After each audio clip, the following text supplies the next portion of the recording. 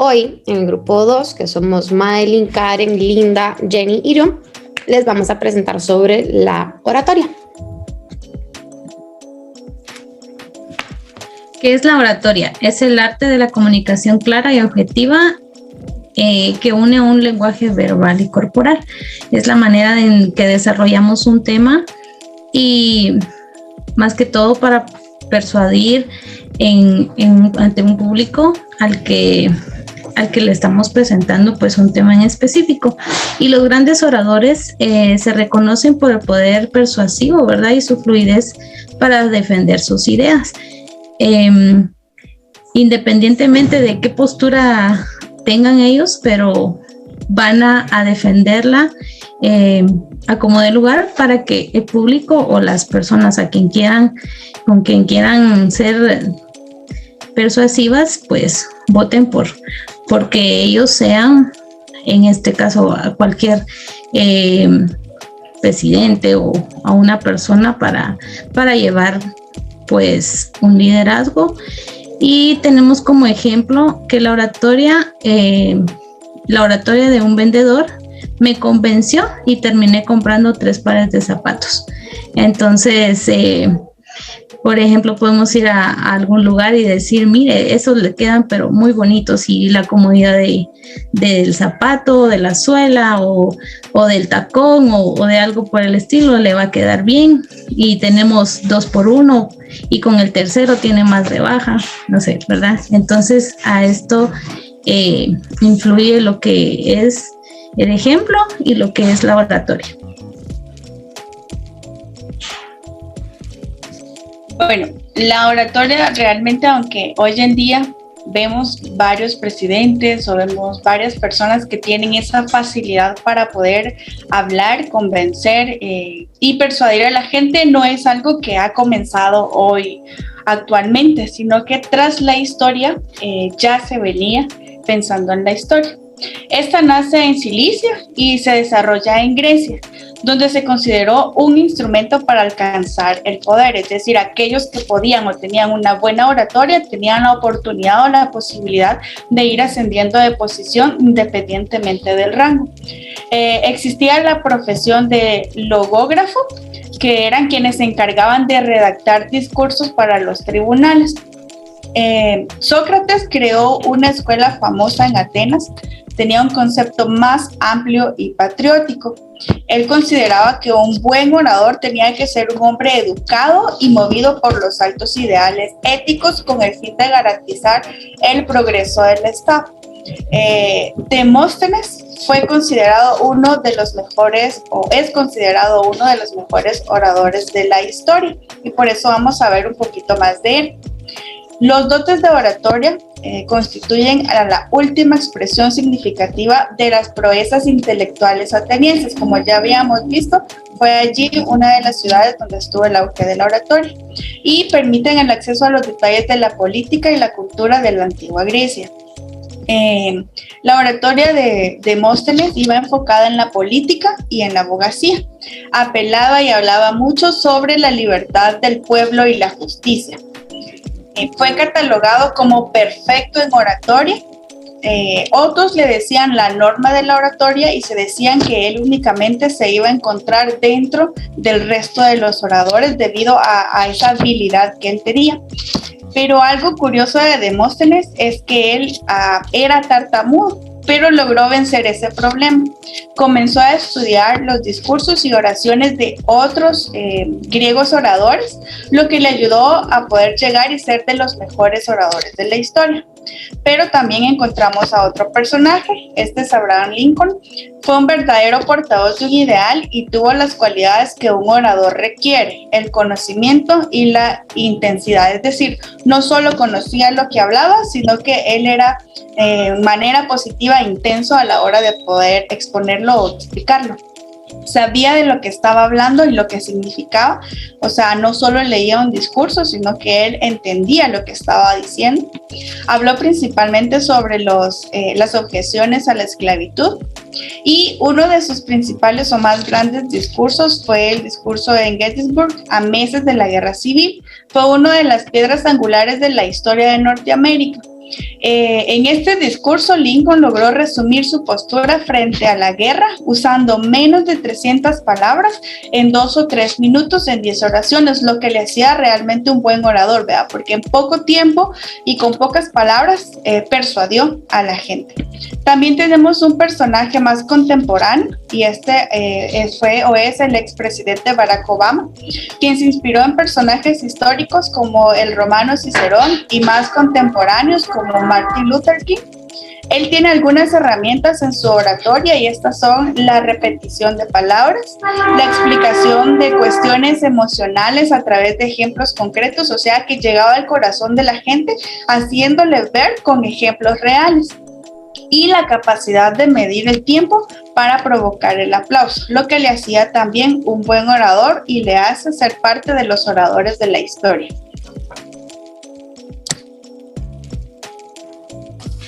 Ok, entonces ahora vamos con las técnicas de oratoria y creo que esta es una de las partes importantes de cómo funciona la oratoria y algunas cosas que podemos aprender. Las técnicas que se desarrollan es el uso de la voz, la respiración, la relajación, la postura, el tono, la vocalización y el ritmo. Permite que el mensaje llegue de la misma manera, aunque los oyentes sean de diferente rango social, etnia, raza o creencia. Entonces es importante que la persona que va a tener la participación pues pueda ocupar algunas de estas técnicas, ya que eso va a hacer sentir o va a llegar también el mensaje que nosotros queremos dar o transmitir a las demás personas. Algunas técnicas funcionales y fáciles de aplicar en la oratoria es definir estructura, es la introducción, el cuerpo y la conclusión, para poder desarrollar nuestro tema de una manera como concreta y no solo dar un tema en general, sino que las personas capten lo que nosotros queremos compartir con ellos, ¿verdad? O que logremos ese convencimiento en ellos de que lo que estamos transmitiendo o informando es algo muy importante. También saber a quién se le presentará, hacer ejercicios de relajación si se siente nervioso, ¿verdad? Esto puede funcionar en todas las personas, pero generalmente las personas que participan en algún concurso de oratoria pues necesitan sentirse como tranquilos, ¿verdad? Sabiendo que es un tema que van a desarrollar de una manera natural y no tiene que verse tan mecanizado, sino más como espontáneo. También utilizar una guía con ideas clave, utilizar la expresión corporal, mover las manos y sonreír, utilizar lenguaje y conceptos familiares para la audiencia, utilizar audiovisuales de soporte. Esto puede ser opcional, ¿verdad? No siempre es necesario tener algo audiovisual, pero si la persona lo quiere utilizar, pues también está permitido. No repetir de memoria ni leer el discurso, dirigirse a toda la audiencia, buscar contacto visual con todos los presentes, realizar pausas entre ideas, resaltar el tema a presentar y no exceder el tiempo estipulado. Ok, ahora veremos los tipos de oratoria que existen. Tenemos la pedagógica, que es la que normalmente usan todos los maestros alrededor del mundo. Esta es clara y sencilla y lo que busca es impartir conocimiento. Tenemos la persuasiva, que busca convencer, animar y fidelizar al público. Lo podemos tomar como los políticos. Los políticos usan una oratoria persuasiva. La social se usa para ceremonias o celebraciones, pueden ser bodas, eventos, lanzamientos, o sea, celebraciones entre amigos, celebraciones en empresas, abarca toda la parte de celebraciones y eventos. La religiosa se emplea en todas las celebraciones religiosas, esta atrae a no creyentes y motiva a los creyentes. La forense se enfoca en la claridad y la eficacia, busca convencer, busca ser lo más clara y lo más concisa y no dar espacio a redundancias o dudas. Vamos por la forense porque también se puede utilizar como si fueran científicos o se utiliza en otras áreas, ya les confirmo. Y por último, la empresarial, que busca entusiasmar y persuadir. Esta tiene números más, o sea, más estadísticas, más ideas o ejemplos de cómo podría ayudar en la empresa. Muchas veces se puede usar para presentar un producto, pedir inversión o convencer a la junta directiva de quitar o de poner un nuevo servicio.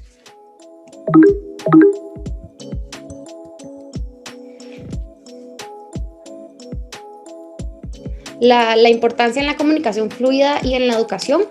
Ok, esta cita es de las más importantes. Dice, hay oradores a quienes escuchamos y a otros a quienes no podemos dejar de escuchar. Y la práctica es el maestro. ¿Qué es lo que busca la oratoria? Es que nosotros seamos esas personas a quienes los demás no nos pueden dejar de escuchar, que quieren escucharnos, quieren saber qué estamos diciendo, quieren saber de qué estamos hablando, independientemente en el área y en el tipo de oratoria que se use, ya que pues va para un público específico. La oratoria es la diferencia entre lo que expresamos y lo que queremos expresar. Nos permite cautivar al público, despertar su curiosidad y hacer que pues, nos quieran seguir escuchando. Es necesario pues aprender estas técnicas de la oratoria o poder aplicarlas, que fueron las que nos dijo Linda hace unos momentos, y así podemos enfrentar situaciones de todo tipo. ¿Qué nos va a ayudar y qué nos va a permitir? Tener un vocabulario adecuado, expresarnos de manera correcta, lograr un ritmo adecuado, que es lo que comentaba Karen, que es un tempo, o sea, cómo ir subiendo la emoción en el público para que después sea una euforia. Por ejemplo, Barack Obama, él medía el tempo para que cuando él terminara su discurso, la gente se volviera loca, aplaudiendo, gritando y pues mostrándole su apoyo. Eso es lo que busca la oratoria. Y por último, romper el bloqueo del pánico escénico.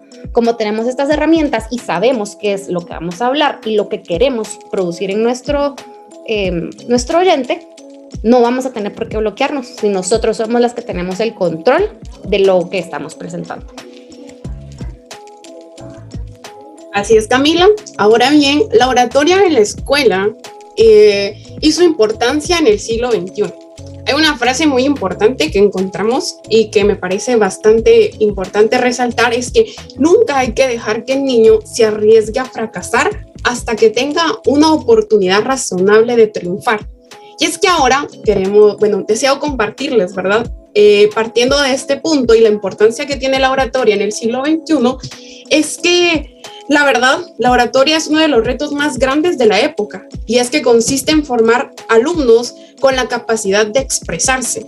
Muchas veces los paramos al público, los ponemos al frente o les solicitamos que participen de exposiciones, incluso en concursos de oratoria, pero sin darles herramientas. Y es aquí donde entra el papel del docente, en que nosotros tenemos que formar al niño para que sean buenos oradores y que ellos puedan expresarse libremente.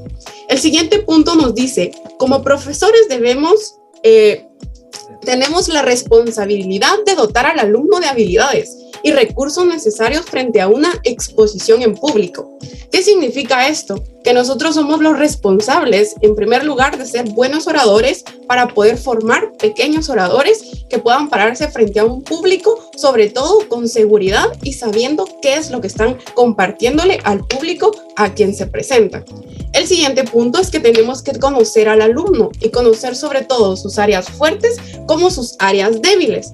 Por esa razón es importante, como bien lo menciona esta parte, conocer a nuestros alumnos y saber qué herramientas le pueden ser útiles y sobre todo qué habilidades posee para ser un orador y poder expresarse libremente frente a su público.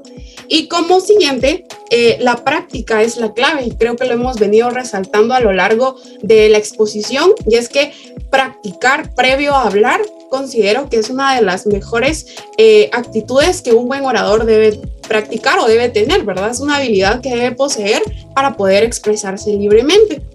Y sobre todo, el recurso de la palabra siempre ha estado presente en la vida educativa de nuestros alumnos, en todo tipo de contextos que les rodean.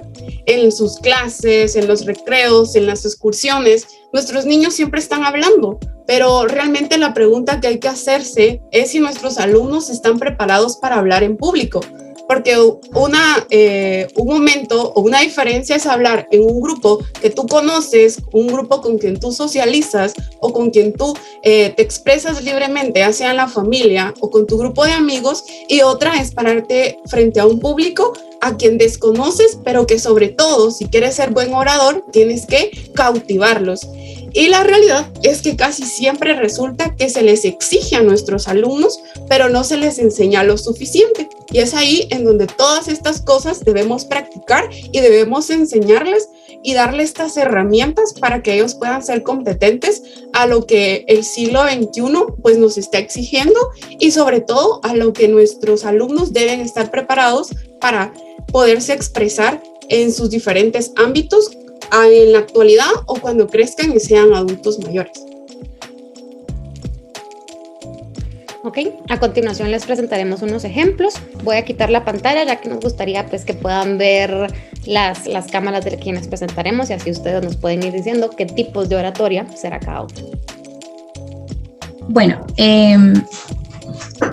el tema es el regreso a clases. ¿Regresamos a clases presenciales o no? Este ha sido un dilema, ¿verdad? De todo lo que, de entre padres de familia, educadores. Y creo que si bien es cierto el COVID pues nos trajo una reforma de todo y también todos tuvimos que salir de nuestra zona de confort y estar dentro de un encierro, si se le puede llamar así, porque cuando vino la pandemia pues se cerró el país y no sabíamos qué hacer. La gente estaba, no sabía si ir al supermercado o no antes de que venga el COVID, pues, ¿qué hacemos, verdad? Entonces, se les decía, por favor, no ande en aglomeraciones y la gente, pues, no, porque ella lo que quería, estaba desesperada e iba entonces a los centros comerciales y entonces no sabía qué hacer. Y si bien es cierto, también se tenía ese temor, pero también muchos no creen hasta el punto de que hasta hoy en día pues no creen si el COVID es cierto o no, pero sí es real.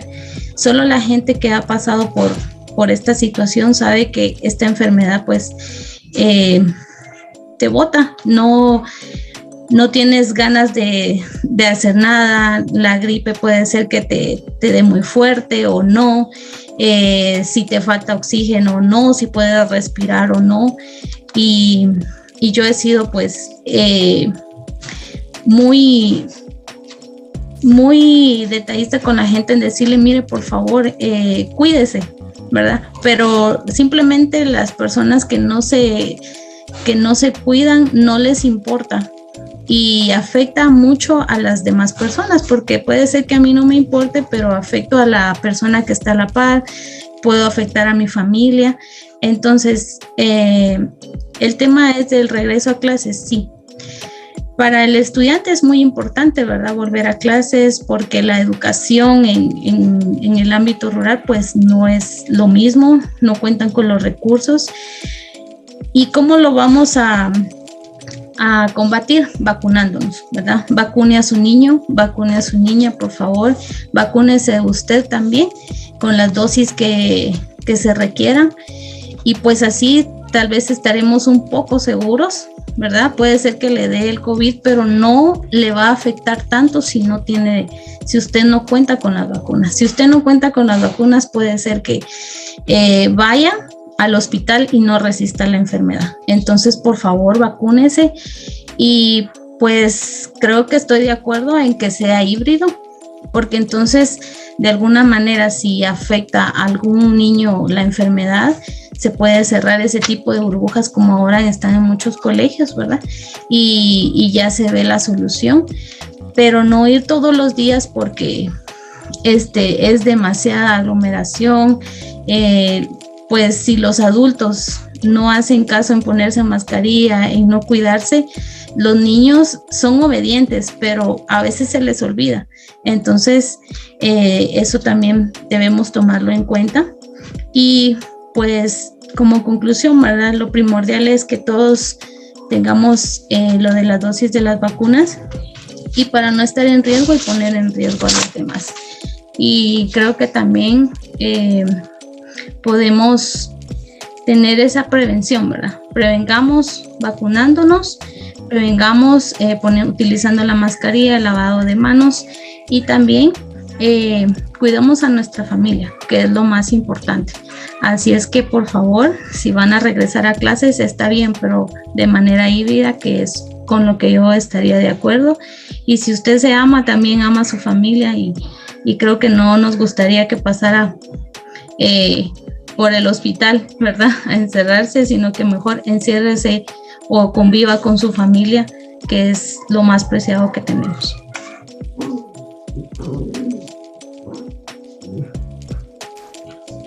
Ok, buenas tardes a todos los presentes. Mi nombre es Linda Morales. Yo soy la maestra del grado de Kinder y trabajo en el área pedagógica. Hace unas semanas se me propuso la opción de participar en este concurso de oratoria en el que yo debía dar mi opinión personal sobre el tema, ¿regresamos a clases o no?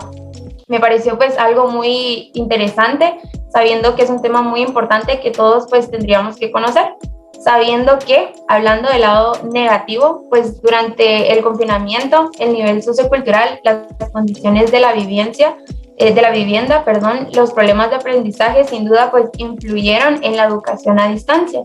Si bien todas y todos debieron tomar clases a distancia, las y los más vulnerables se vieron afectados por diversas situaciones, viéndose marcadas sus vidas pues de manera negativa. Se estima que al menos un tercio de la niñez en edad escolar mundial no tuvo acceso a la educación a distancia por no tener acceso a internet, por carecer de un celular o computadora e incluso porque ya no fue posible para los demás padres asumir los costos de estos servicios, lo que significa que muchos se vieron afectados en su rendimiento escolar. Mientras la niñez estuvo en casa, pues algunos, además de padecer crisis nerviosas por diversas causas, sufrieron abusos y violencia, situaciones que normalmente los maestros podemos detectar a tiempo cuando los alumnos asisten a clases de manera regular, hablándolo presencialmente. Pues ahora, hablando del lado positivo, en las situaciones de educación, las y los estudiantes no solo obtienen nuevos conocimientos, sino la convivencia diaria les permite el desarrollo psicoemocional, además de alejarlos de la violencia, y por lo tanto pues la posibilidad de caer en depresión es muy mínima. Al asistir a las escuelas, nuestras niñas y niños adquieren diferentes habilidades, amplían sus posibilidades de desarrollo personal, aprenden a ser más autónomos y también a convivir en grupo. Definitivamente pues he podido llegar a la conclusión personal de decir que con el regreso a clases, alumnas y alumnos podrán recuperar la salud emocional, tendrán más movimiento y actividad física, además de sentir el respaldo de sus maestros en la adquisición de conocimiento. Hoy en las escuelas también pues se enseñan, ¿verdad?, algunas normas y hábitos de convivencia que son requeridos en nuestra sociedad, reglas más estrictas de higiene, respetar la sana distancia y el uso de la mascarilla, algo que es pues súper importante hoy en día, sabiendo que vivimos de una manera un poco diferente relacionada a la higiene. Además de preferir también trabajar en espacios abiertos o bien ventilados, la pandemia pues nos ha demostrado la enorme importancia que tenemos y que tienen las escuelas o colegios y la docencia para el aprendizaje, para la socialización y para el desarrollo emocional y físico de las niñas, niños y adolescentes. Y por último les dejo con una frase educativa: el cerebro no es un vaso por llenar, sino una lámpara por encender. Gracias por su atención.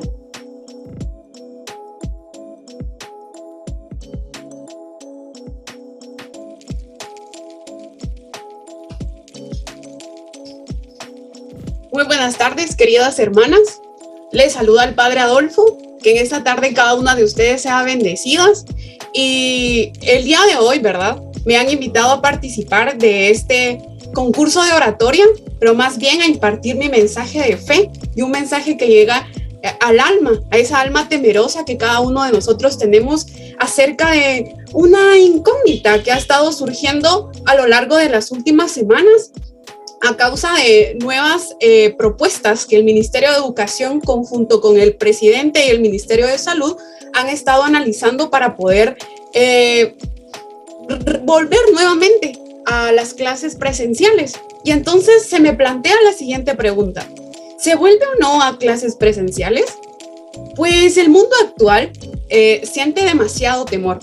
A diario hay personas que salen con temor de ser contagiados todavía, aún estando vacunados, protegiéndose con mascarillas, pero esta pandemia y esta enfermedad que todos popularmente ya conocemos como el famoso COVID-19, y algunos de ustedes, queridas hermanas, quizás ya han sido contagiadas o sus familiares también, pues a los que han podido sobrellevar y pasar esta enfermedad, pues conocen muy bien que se debe cuidar y que es una enfermedad que sí existe.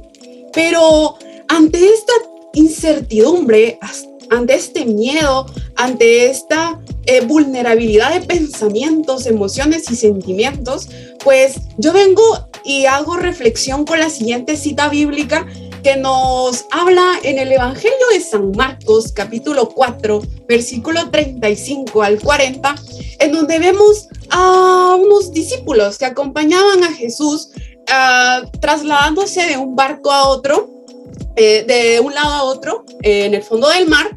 Viajaban los discípulos en la barca.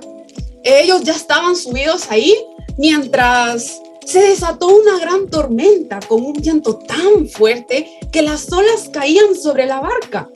Eso me hace crear conciencia y sobre todo asimilar un ejemplo con la actual pandemia que estamos viviendo, queridas hermanas. Actualmente nuestro mundo está acobardado y temeroso ante esta tormenta de enfermedad, ante esta tormenta de contagios, pero en esta cita bíblica sucedió algo muy en particular. Los apóstoles empezaron a llamar a Jesús y lo comenzaron a despertar. Algo importante es que Jesús, ante la tormenta, guardó la calma. Sin embargo, él estaba dormido y todos se preguntaban por qué ante tanto miedo y ante tanto peligro. Pero apoyado sobre una almohada, lo despertaron y le dijeron: Maestro, ¿no te importa que nos estemos hundiendo? Jesús se levantó y dio una orden al viento y dijo al mar: silencio, quédate quieto. Y el viento se calmó y todo quedó completamente tranquilo. Después dijo Jesús a sus discípulos: ¿por qué están asustados? ¿Todavía no tienen fe? Y ahora les pregunto, hermanas, ¿ustedes no tienen fe? ¿No confían en Jesús, en nuestro Dios Padre? Pues ahora bien, para ir finalizando con este mensaje que yo les traigo para fortalecer sus almas y sobre todo para fortalecer su fe, es que ánimo, confíen en Dios, pero así como Dios existe y cuida de nosotros y cuida y da la quietud que nuestra alma necesita ante este mundo lleno de tormentas, como lo narró la cita bíblica de Marcos, hay 4 recomendaciones que yo les quiero dar, queridas hermanas, que es: número 1, Dios dejó recursos científicos para poder curarnos, o más bien para poder protegernos. Vacúnense, asistan a los centros de vacunación, lleven a sus abuelitas, lleven a los niños si ya comenzó la etapa para la edad de las personas que ustedes tienen en sus familias. Número 2, utilicen gel antibacterial. Es la herramienta primordial para estarse desinfectando constantemente y a cada momento según el lugar donde vayamos. Por favor, queridas hermanas, no se olviden de la mascarilla. Pórtenla en las calles y a los lugares en donde ustedes acuden. Sean personas autoindependientes que sobre todo traten de cuidarse y que no solo confiando de la mano de Dios, sino sobre todo cuidándose de forma independiente y cada uno siendo responsables de su propia salud. Y por último, oren. Sean personas que oren y que tengan fe en que pronto todo esto va a pasar. Y que todo esto puede cambiar si tú y yo nos vacunamos, usamos gel, usamos mascarilla y sobre todo tenemos fe y oramos por el cese de esta pandemia. Que Dios las bendiga, que Dios las guarde y que la paz del Señor se quede con cada uno de ustedes. Muchas gracias, Padre, por tan emotivo mensaje. Buenas tardes, mi nombre es Miguel Obama, político, abogado, representante de la Defensoría de los Derechos de los Niños. En cuanto a la pregunta en cuestión, hoy me dirijo a ustedes con la apelación para la apertura de centros educativos y las clases presenciales, comprendiendo que estamos violando uno de los principales derechos de los niños según la CDN, Convención sobre los Derechos de los Niños, en la que el inciso 4 dice: todo niño tiene derecho a recibir una educación, disfrutar una vida social y construir su propio futuro, argumentando además el principal fundamento de los derechos de la infancia, que es la no discriminación, que consiste en que todos los niños tienen los mismos derechos, aspecto que no se ha respetado en su totalidad, ya que en Guatemala solo 3 de cada 10 personas cuentan con servicio de internet y en algunos lugares aún no hay energía eléctrica. Es por eso que las clases presenciales, aún con sus limitaciones desde antes de la pandemia, son el mejor sistema para la educación pública sin discriminar a ningún niño. ¿Queremos continuar violando los derechos de los niños para la educación?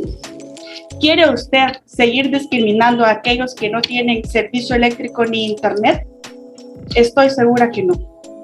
Por eso, hoy les invito a tomar conciencia, a poner las manos en sus corazones y pensar en todos aquellos niños que no han podido estudiar debido a la falta de energía, a la falta de internet, a la falta de recursos.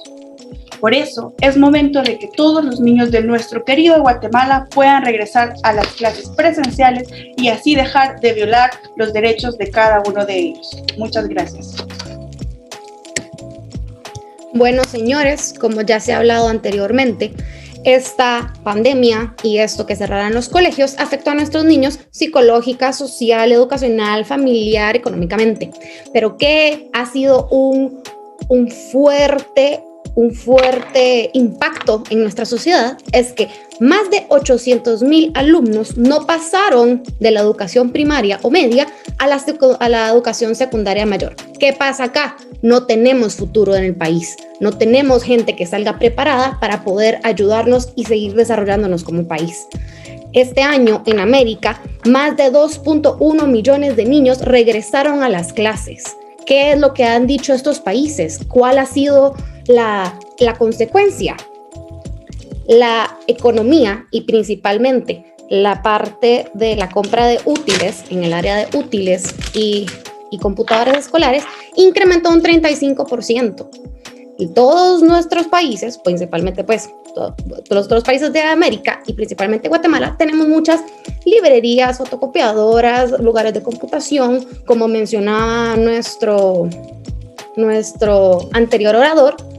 Hay muchos colegios, hay muchos niños que no tienen el acceso al internet o computadoras, entonces siguen trabajando con papeles, con cuadernos, con lapiceros. Esto hizo que en el 2021 la mayor parte de empresas que trabajan de esto quebró. ¿Qué pasa? ¿Incrementa nuestra pobreza? ¿Necesitamos eso para un país? No. Este año se hizo un recuento y el 80% de los ingresos de todas estas empresas pequeñas es por el regreso a clases. ¿Queremos seguir teniendo un país mejor? Sí. ¿Queremos seguir incrementando nuestro desarrollo como Guatemala y ser reconocidos ante el mundo? Sí. Pero para esto necesitamos regresar a clases, necesitamos activar la economía, necesitamos decirle a los niños que está bien regresar. Entiendo que todos tenemos nuestras vacunas al día y si no, se ponen al día. Obviamente los colegios van a tener que tener ciertas precauciones y ciertas pues listas de órdenes para que los niños puedan ir al colegio sin tener repercusiones. Pero así como van a haber repercusiones en la economía, también tendremos repercusiones en nuestra fuerza laboral. ¿Qué pasa? Muchos madres y padres de familia se quedaron en sus casas. Muchos no les daba tiempo a terminar el trabajo. Muchos se desvelaban porque tenían que ponerle atención al niño en el día. ¿Y qué pasó? Tenemos trabajadores exhaustos, aburridos, cansados, irritados. ¿Y esto nos ayuda a tener un mejor resultado para la meta y los objetivos? No. Necesitamos gente que esté lista, que esté descansada, que esté atenta, que esté pendiente de todas las actualizaciones y lo que está pasando alrededor en nuestro mundo, principalmente en las áreas económicas que los trabajen. Pero si tenemos gente cansada, no vamos a crecer, no vamos a desarrollarnos y no vamos a avanzar como país. ¿Qué necesitamos? Regresar a clases por el bien de todos y principalmente por la economía en Guatemala. Muchas gracias.